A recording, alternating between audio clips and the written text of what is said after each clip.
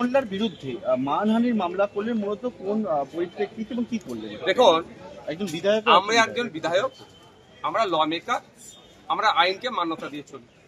আমাদের এমন কোনো মন্তব্য হয়ে যাবে না যেটা জনমানুষের বিশৃঙ্খলা তৈরি হবে, যে মন্তব্যের দ্বারাই মানুষকে মানুষ পিটিয়েও মেরে দিতে পারে।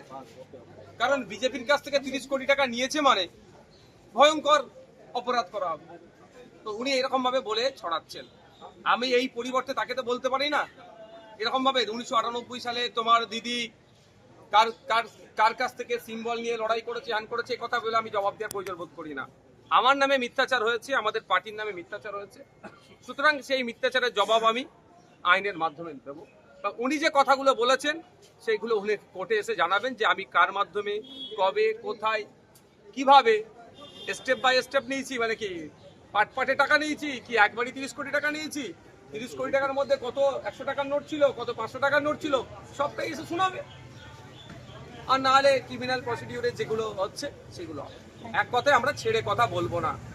আমরা শাসকের অন্যায় অনৈতিক কাজ, একদিকে 26,000 চাকরি বাতিল, একদিকে আমাদের তিলোত্তমা বিচার পেল না, উল্টো দিকে কারামাইকেল হোস্টেলে বাঙালি হওয়ার বাংলায় কথা বলার জন্য আক্রান্ত হচ্ছে, একদিকে দুর্গাপুরে গোরক্ষক বাহিনীদের তাণ্ডবে মারছে, অন্যদিকে পুলিশ কাস্টাডিতে আমাদের যারা বিরোধীরা করছে, সে আপনি শত্রুঘ্না থেকে শুরু করে আর যারা আছেন, যারা যে ক্ষেত্রে মিরাক্কিদি থেকে শুরু করে নওশাদ সিদ্দিকী, যারা দেখবেন বিভিন্নভাবে পুলিশি হয়রানি করা হচ্ছে।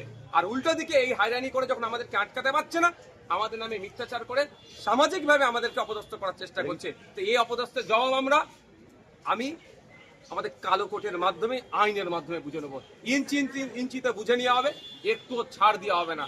যে অসত্য কথা বলেছে সেই অসত্য কথার জবাব আমি আইনের মাধ্যমে নেবো।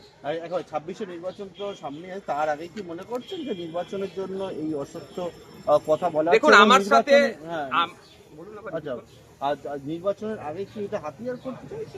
দেখুন, আপনাকে বলি, আমার সাথে পেরে উঠতে পারছে না। আমার নামে একাধিক ধারায় একাধিক মামলা দিয়েছে। কদিন আগে আমাকে 24 ঘন্টা আটকে রেখেছিল। এই সমস্ত অ্যাডভোকেট যারা আছেন, এনাদের মধ্যে ছিলেন আরো অ্যাডভোকেটরা আছে, আমাদেরকে জামিন করিয়েছে। তো আমাকে আটকাতে পারছে না। তাহলে কি হবে? সামাজিকভাবে আমার যে রেপুটেশন তৈরি হয়েছে, আমি যে মানুষের পরিষেবা দিচ্ছি, জাত ধর্ম বর্ণের ঊর্ধ্বে গিয়ে মানুষের পাশে দাঁড়াচ্ছি, এটাই শাসকের ঈর্ষার কারণ হয়ে দাঁড়িয়েছে। আমাকে অফার হচ্ছে তৃণমূলে জয়েন করার জন্য, আমাকে নামে মিথ্যা মামলা হচ্ছে। সবটাই যখন আমি প্রত্যাখ্যান করছি, আমার সাথে আর কোনো অ্যাঙ্গেল থেকে বেড়ে উঠতে পারছে না। পাবলিক পারসেপশন আমার সম্পর্কে যদি খারাপ হয়, পাবলিক ডোমেইনে আমাকে এই ধরনের মিথ্যাচার করা হচ্ছে। আমি একটা কথা বলি, আমি 30 কোটি টাকায়, আমি এমন ক্যামেরা বলছি, নিজের 3,000 কোটি টাকা নিয়ে আর আমি ভাববো, যদি ভাবি নেবো না। ওই 30 কোটি টাকা আমার বাড়িতে, আমার হাতে ধুলো। আমার বাড়িতে প্রত্যেক বছর 1 কোটি টাকা শুধু কাঠ পুড়াই আমরা, কাঠ রান্নার জন্য। কোন ক্যামেরা বলছি, 1 কোটি টাকার কাঠ লাগে আমাদের বাড়িতে, যে ভক্তবিন্দুরা আসে তাদের খাওয়ানোর জন্য। 30 কোটি টাকায় নৌসাদ হাত দেবে? 3,000 কোটি হলে তাও আমার ভক্তরা বিশ্বাস করতো যে হতে পারে, তাও বিশ্বাস করবে না। আমি প্রসঙ্গক্রমে বলছি 3,000 কোটি কেন? একদিকে আমার মিনিস্ট্রির অফার আছে, সেটাকে আমি সরিয়ে দিচ্ছি, আর আবার 30 কোটিতে আমাকে আটকে রাখবে। এই গল্পর জবাব আমাদের যারা উকিল সাহেবরা আছেন তারা কোর্টের মাধ্যমে কেনার চেষ্টা হচ্ছে। রিসেন্টলি আপনাকে কোনো অফার দিয়েছে তৃণমূল থেকে, বা কোন দল থেকে অফার পেয়েছেন? দেখুন, আমাকে তো অবভিয়াসলি তৃণমূল থেকেই তো আমাকে সবসময় করা হচ্ছে, চলে আসো। এখন নতুন একটা ট্রেন্ড শুরু করেছে, আপনার সিটটা বাঁচিয়ে রাখতে হবে, আপনি দিদির সাথে যোগাযোগ করুন। আর আমি উত্তর দিয়েছি সেটা মিডিয়ার মাধ্যমে বলছি, দ্বিতীয়বার যে বিধায়ক হতেই হবে এই লোভ লালসা আমার মধ্যে নাই। আমি এতটুকুই বুঝি, আমি জেলে যখন আমাকে 42 দিন রেখেছিল, আমি শহীদ গোপীনাথ সাহার জীবনী জেলের মধ্যে পড়েছিলাম। তিনি 19-এর কোটা পার হয়নি, দেশের জন্য জীবন উৎসর্গ করেছিল। হাসির কাটে তিনি গিয়েছিলেন, তার জীবনী আমি ক্ষুদিরামের জীবনী অনেক আগে পড়েছিলাম, কিন্তু প্রেসিডেন্সি জেলেতে গিয়ে শহীদ গোপীনাথ সাহা, আমার জেলার মানুষ, হুগলি জেলার মানুষ, তার জীবনী আমি পড়েছি। আর স্টেজে সেটা বলি। আর বাস্তবেও তিনি 19-এর কোটা পার হয়নি, আমার এই 30 কোটা জাস্ট ক্রস করছি, 30-এর কোটাতে আমি জাস্ট এন্টার করেছি।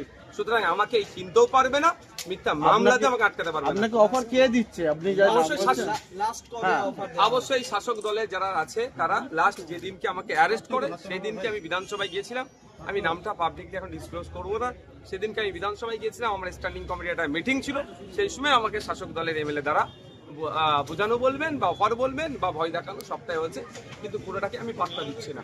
মানে বিধানসভার অন্দরে হ্যাঁ, বিধানসভার ক্ষেত্রে নশক আরো কয়েকটা মাথা যেটা হচ্ছে আজকে কলকাতা জেলা জুড়ে বালিকা